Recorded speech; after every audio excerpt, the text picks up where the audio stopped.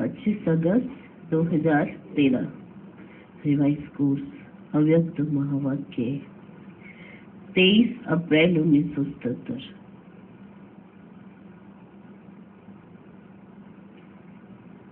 बाप द्वारा प्राप्त सर्व खजानों को बढ़ाने का आधार है।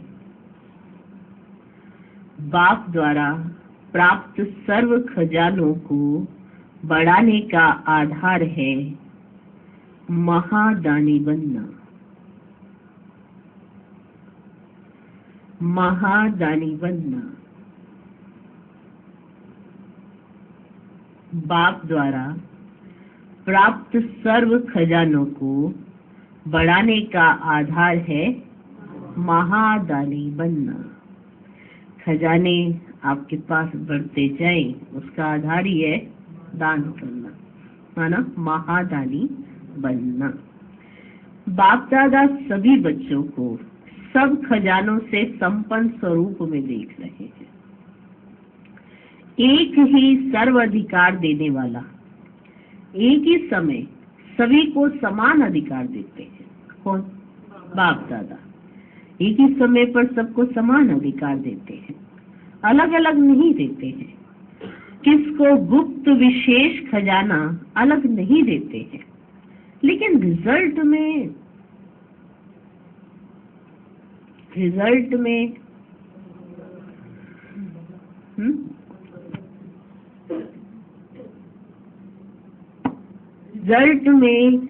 नंबरवार ही बनते हैं।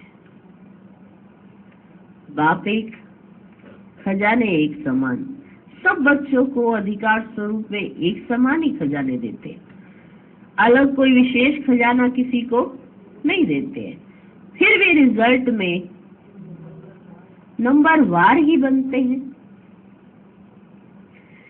सर्व खजानों के अधिकार होते भी देने वाला सागर और संपन्न होते हुए भी नंबर क्यों बनते हैं? बाप पर सबका अधिकार है, कहते हो ना। जब बाप पर आपका पूरा अधिकार है तो बाबा के द्वारा दिए हुए खजानों पर भी आपका पूरा अधिकार है, फिर भी नंबर क्यों बन जाते हैं?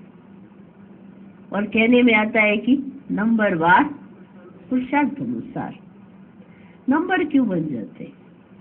बाबा आज अपने बच्चों से पूछ भी रहे हैं, देख भी रहे कि नंबर क्यों बन जाते हैं, क्या कारण बनता है कि नंबर बन जाते हैं।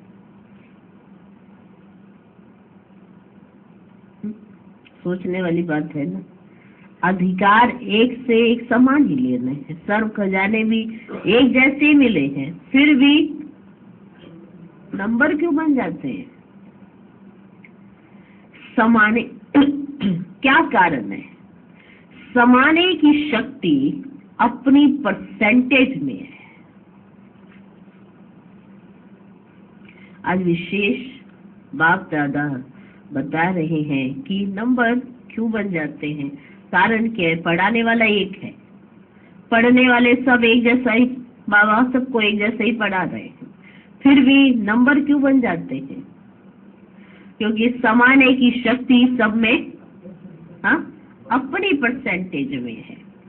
इस कारण सभी 100% नहीं बन पाते। इस कारण सभी 100% नहीं बन पाते, अर्थात सभी बाप समान नहीं बन सकते।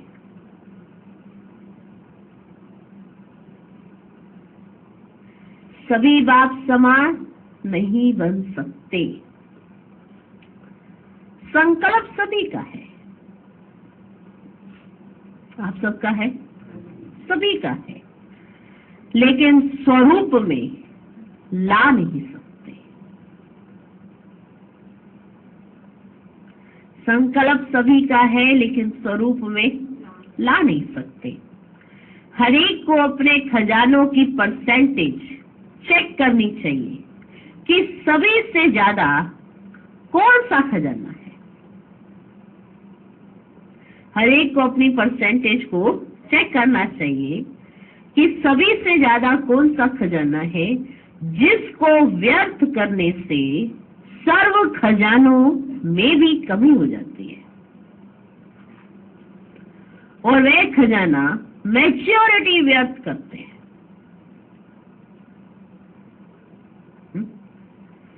सब खजाने मिले तो परसेंटेज में चेक करो, सब खजानों को चेक करो कि सभी से ज्यादा कौन सा खजाना व्यर्थ गवा देते हैं। सबसे ज्यादा कौन से खजाने को हम व्यर्थ कर देते हैं, व्यर्थ में चला जाता है वो खजाना जिसको व्यर्थ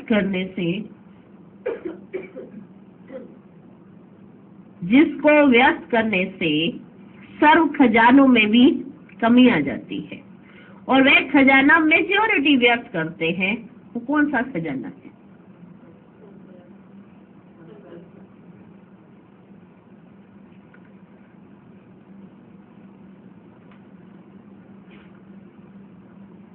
वो कौन सा खजाना है? कौन सा खजाना है?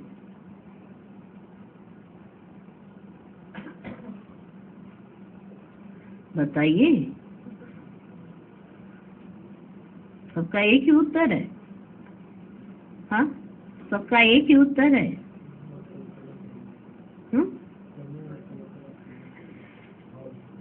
वह है समय का खजाना। समय का खजाना जो मेजॉरिटी व्यर्थ गवा देते हैं, वह है समय का खजाना।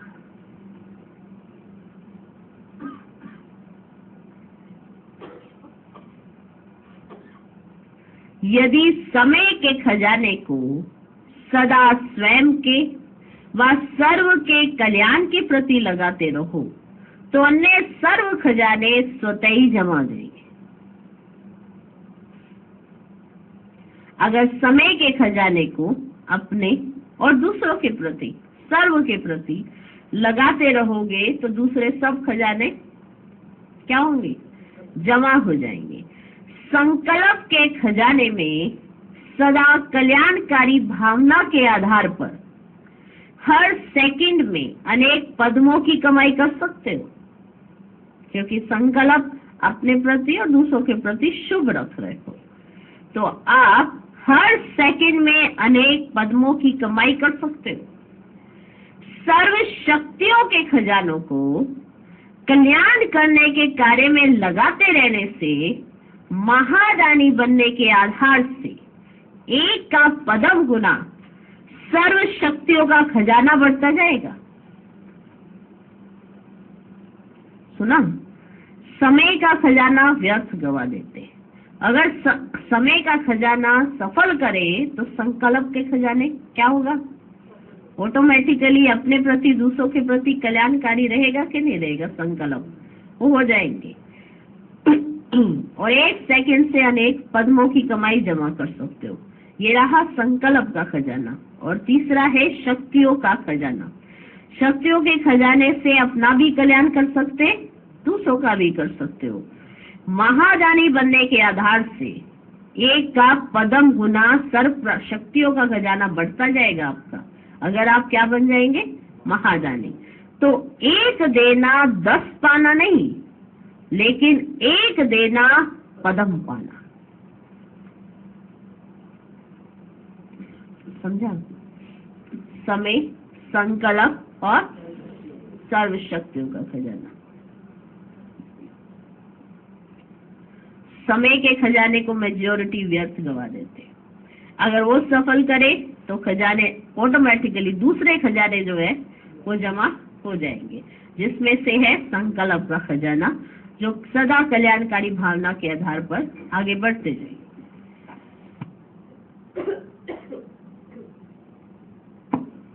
सर्व शक्तियों के खजाने से कल्याण करने की भावना के कार्य के अर्थ जब आगे बढ़ेंगे तो महादानी बन जाएंगे।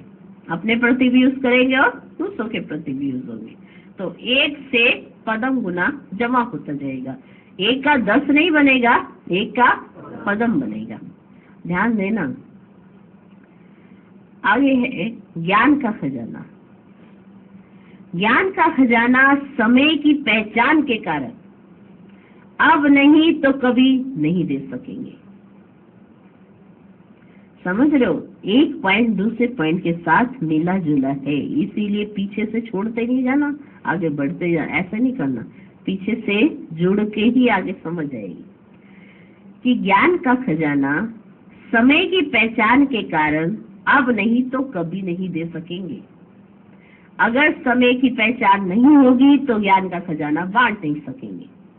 तो समय की पहचान होनी भी बड़ी जरूरी है, तो ही दे सकते हैं ज्ञान का खजाना।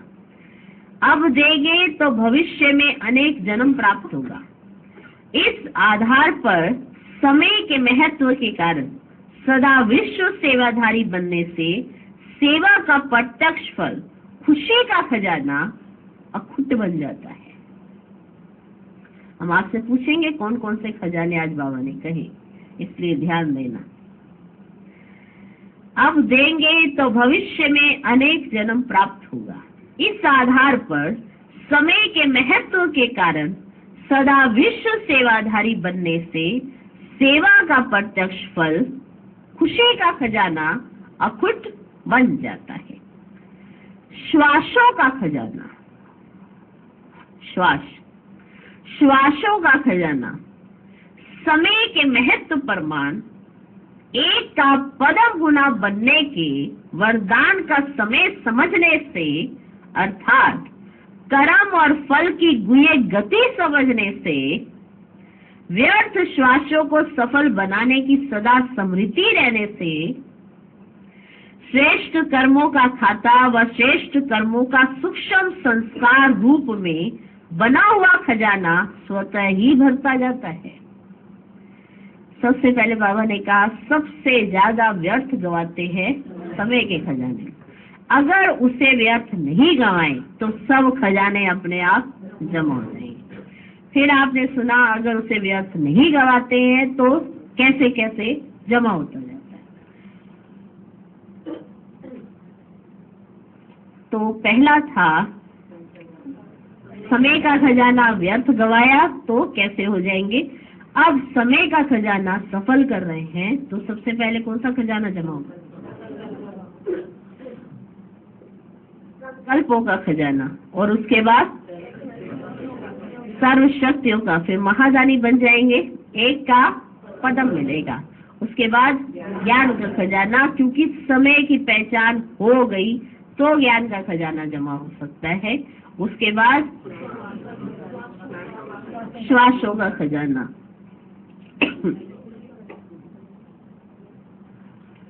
खुशी का खजाना, फिर है श्वासों का। खुशी का खजाना क्या है? वो प्रत्यक्ष फल की प्राप्ति है। जो सेवा आप कर रहे हैं उससे जो प्रत्यक्ष फल मिलता है, प्रत्यक्ष फल है खुशी का खजाना। और फिर है श्वासों का खजाना, समय के महत्व प्रमाण। अब ये श्वासों का खजाना समझ लो एक बार अच्छे से। श्वास माना जो आपके चल रहे हैं, श्वासों का खजाना समय के महत्व प्रमाण। अगर आपको समय का महत्व हो गया है तो ये खजाना कैसे जमा होगा? समय के महत्व प्रमाण एक का पदम गुना बनने के वरदान का समय समझने से। अगर हमने एक का पदम बनेगा, ये समय हमें समझ आ गया है, समय की वैल्यू हो गई है, तो आपके जो श्वास निकलेंगे उसका क्या होगा? उसका एक का पदम जमा होता जाएगा। अर्थात कर्म और फल की गुह्य गति समझने से, कर्म और फल की गुह्य गति समझने से, व्यर्थ श्वासों को सफल बनाने की सदा स्मृति रहने से, श्रेष्ठ कर्मों का खाता व श्रेष्ठ कर्मों का सूक्ष्म संस्कार रूप में बना हुआ खजाना स्वतः ही भरता जाता है। समझा? श्वासों के खजाने को ध्यान देना, उसका अर्थ क्या है, श्वासों का खजाना कैसे सफल होगा, कैसे जमा होगा? कर्म और फल की गुह्य गति समझने से, व्यर्थ श्वासों को सफल बनाने की सदा स्मृति रहने से, श्रेष्ठ कर्मों का खाता व श्रेष्ठ कर्मों का सूक्ष्म संस्कार रूप में बना हुआ खजाना स्वतः ही भरता जाता है। तो सर्व खजानों के जमा का आधार क्या रहा?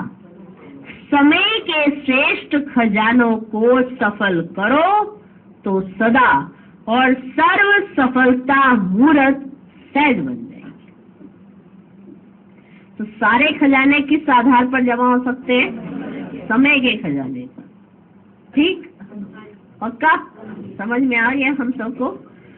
तो सर्व खजानों के जमा का आधार समय के श्रेष्ठ खजानों को सफल करो तो सदा और सर्व सफलता मूर्त सहज बन जाएंगे। लेकिन करते क्या? बाप दादा बच्चों से रूढ़ियान करते हैं। आते ही पहले पूछा, क्या पूछा था?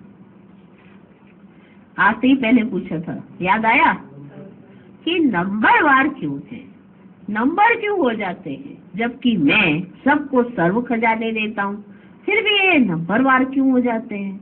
तो उत्तर मिला, समाने की शक्ति सब में परसेंटेज में। अब समाना क्या है? समाना है खजानों को। अब खजाने समाये क्यों नहीं जा पा रहे हैं? क्योंकि समय का खजाना मेजॉरिटी व्यर्थ गवा देते हैं। अब अगर समय का खजाना सफल करे तो बाकी सब खजाने ऑटोमेटिकली सफल होने लगते हैं। ठीक, ये तो समझ आ गया कि अगर समय का खजाना सफल कर रहे हैं तो बाकी सब खजाने सफल कैसे होंगे। समझ आ गया? लेकिन करते क्या हो? सफल करने वाला तो समझ आ गया। अब सफल नहीं करते हैं तो क्या करते हैं? क्या करते हैं?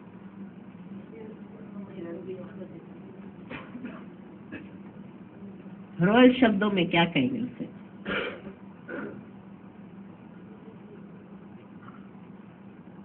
कौन सा संस्कार है जो आ जाता है? हाँ,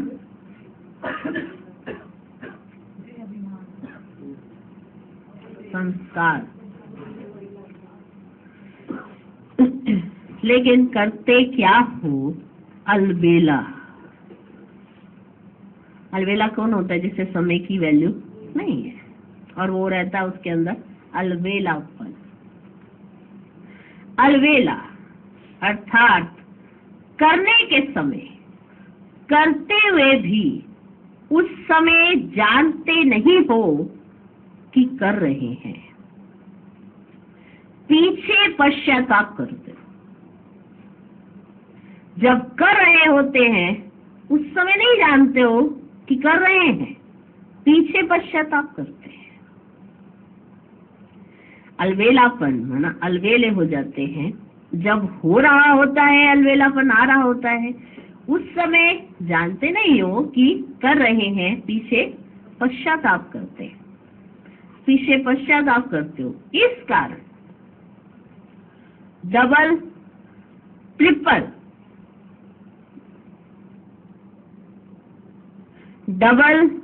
ट्रिपल समय एक बात में गवा देते हो। अलबेलापन समय के खजाने को दूर कर देता है। ये तो समझ आता है? ठीक, तो जब कर रहे होते हैं अलबेलापन आ जाता है तो उस समय जानते नहीं हो कि कर रहे हैं और बाद में फिर पीछे पश्चाताप करते हो।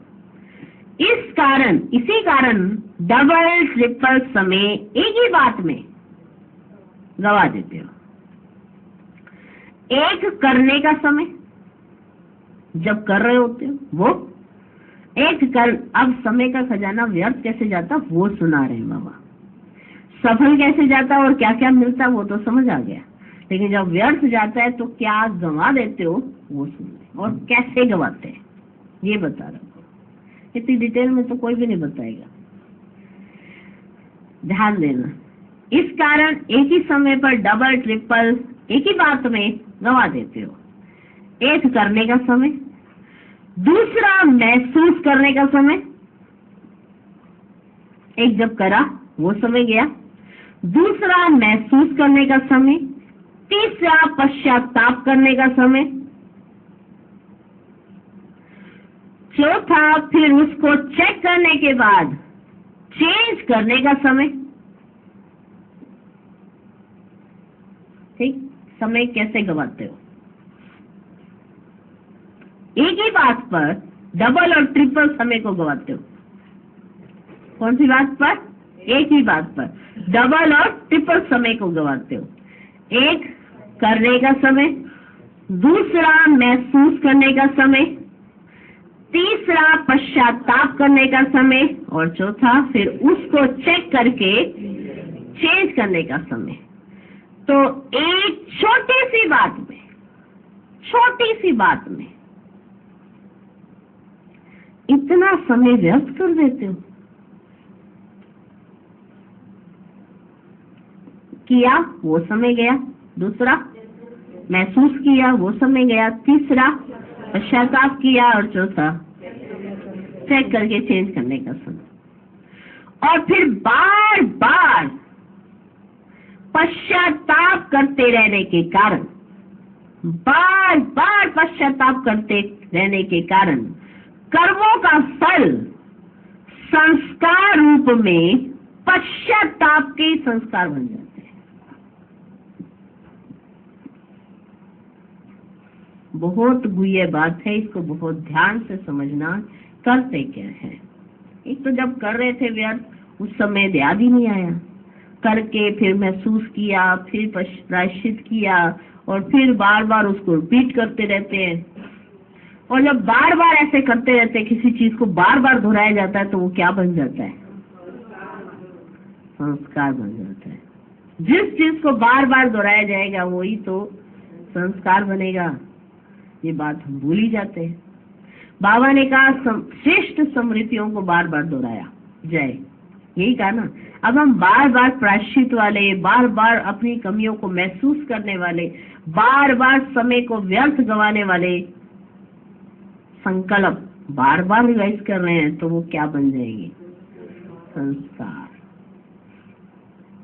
फिर बार बार पश्चाताप करते रहने के कारण कर्मों का फल संस्कार रूप में पश्चाताप के संस्कार बन जाते हैं, जिसको साधारण भाषा में कहा जाता है, और आम फिर वो ब्राह्मण बच्चे सभी साधारण भाषा में बोलते हैं, मेरी आदत या नेचर कहते हो, जिसे कि मेरी नेचर हो गई है या मेरी आदत हो गई है।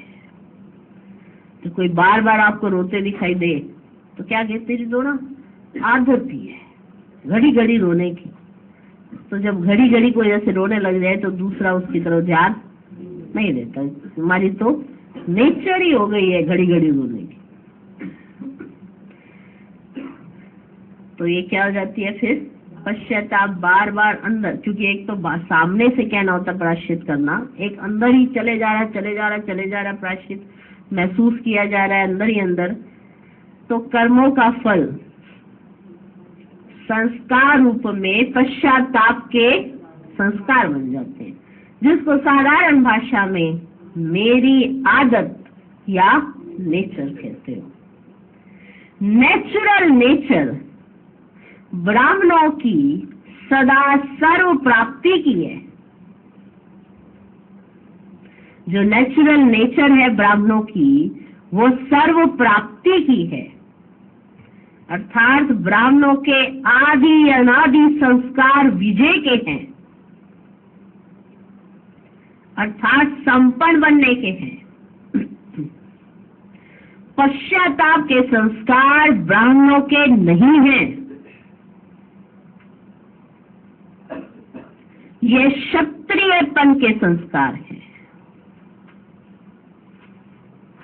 कौन सा संस्कार? क्षत्रियपन के संस्कार है। बार बार प्रायश्चित करते रहना, बार बार अंदर दोहराते रहना। ये किसी के सामने नहीं किया जा रहा प्रायश्चित, ये अंदर ही अंदर अपना समय व्यर्थ गवाया जा रहा है। समझ रहे हो कितनी गुह्य बात है? कर्म का फल और उसकी गुह्य गति क्या होती है। नेचुरल नेचर ब्राह्मणों की सदा सर प्राप्ति करने की है, अर्थात सर ब्राह्मणों के आदि अनादि संस्कार विजय के हैं, अर्थात संपन्न बनने के हैं। पश्चाताप के संस्कार ब्राह्मणों के नहीं है, ये क्षत्रियपन के संस्कार है।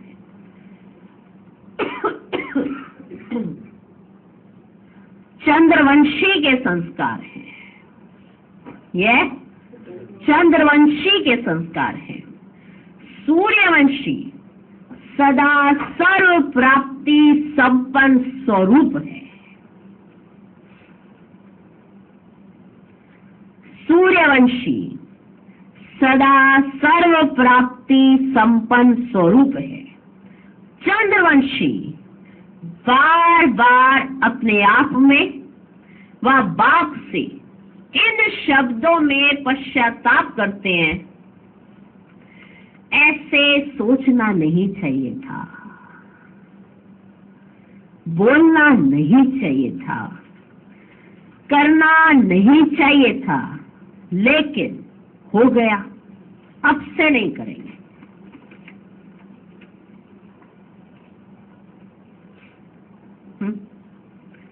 चंद्रवंशी बार बार अपने आप में अपने आप में और बाप में इन शब्दों में पश्चाताप करते हैं। कौन से शब्द? ऐसे सोचना नहीं चाहिए था, बोलना नहीं चाहिए था, करना नहीं चाहिए था, लेकिन हो गया, अब से नहीं करेंगे। कितनी बार सोचते व कहते हैं, कितनी बार सोचते और कहते हो? कितनी बार सोचते व कहते हो? आप बताइए, कितनी बार सोचते हैं और कहते हैं? सारे दिन के अंदर चेकिंग करो अपनी, चलो 1 घंटे के अंदर चेकिंग करो, कितनी बार सोचते व कहते हो?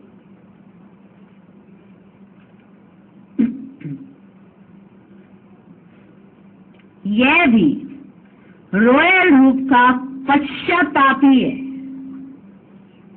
यह भी रॉयल रूप का पश्चाताप ही है।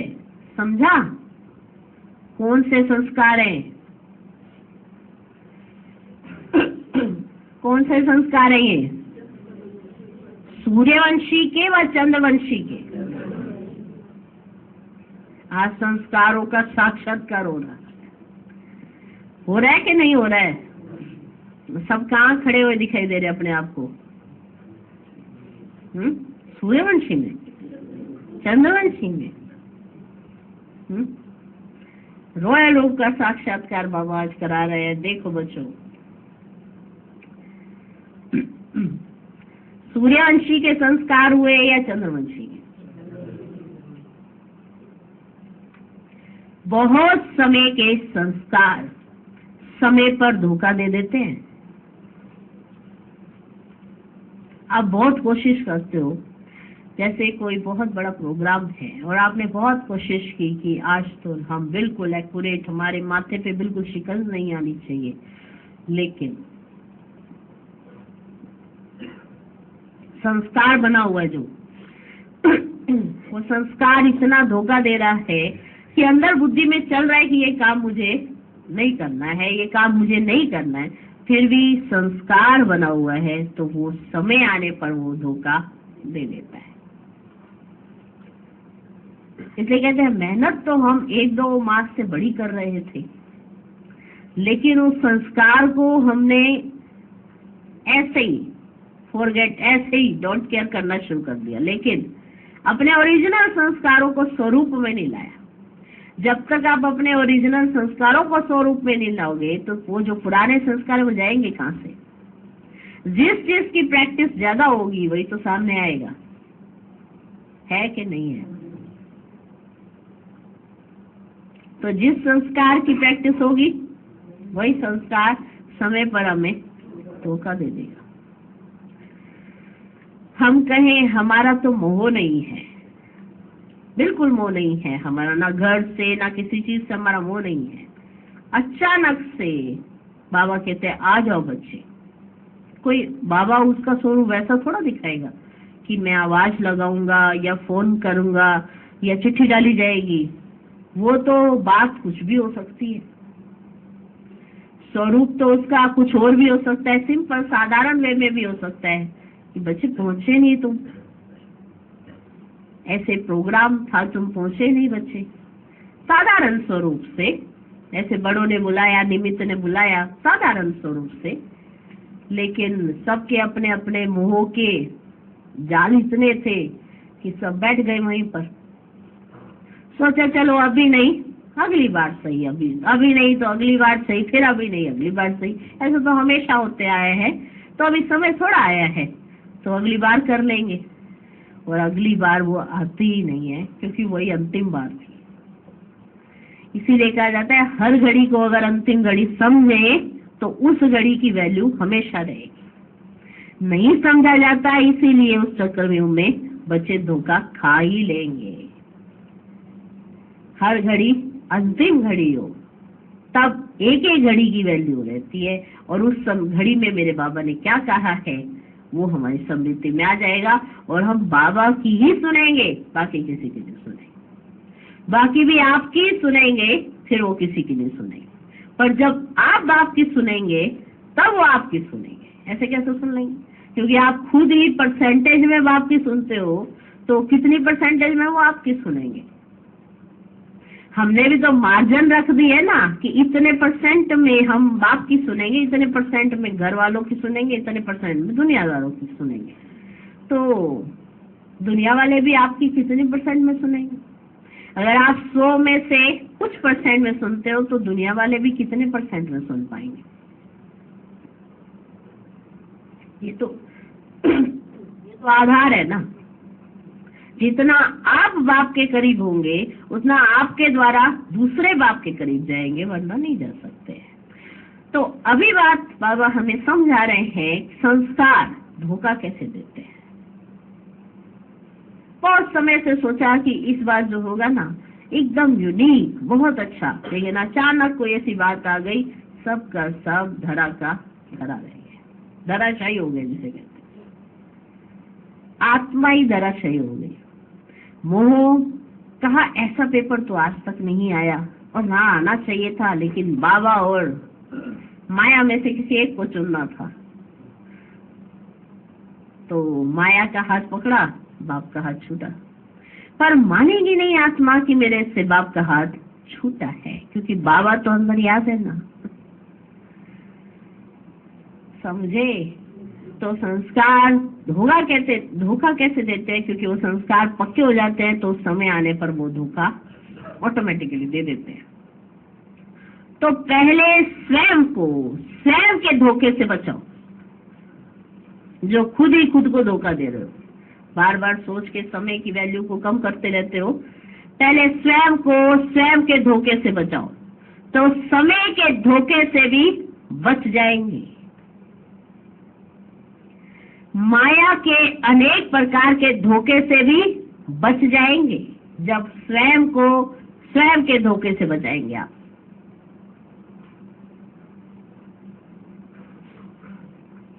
दुख के अंश मात्र की महसूसता से भी सदा बच जाएंगे। दुख के अंश मात्र की महसूसता से भी सदा बच जाएंगे। लेकिन सर्व का आधार समय को व्यर्थ नहीं गवाओ। समय को व्यर्थ नहीं गवाओ, हर सेकंड का लाभ उठाओ।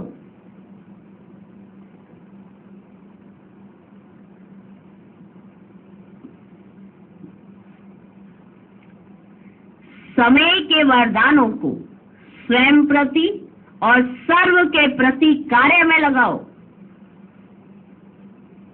अच्छा, सदा सर्व खजानों से संपन्न, व्यर्थ को समर्थ बनाने वाले, सदा प्राप्ति स्वरूप, हर सेकंड और संकल्प में पद्मापति बनने वाले, ऐसे अखुट खजाने के अधिकारी आत्माओं को बाप दादा का याद प्यार और नमस्ते। हम रूहानी बच्चों की भी रूहानी बाप दादा को नमस्ते नमस्ते नमस्ते, good morning good morning good morning.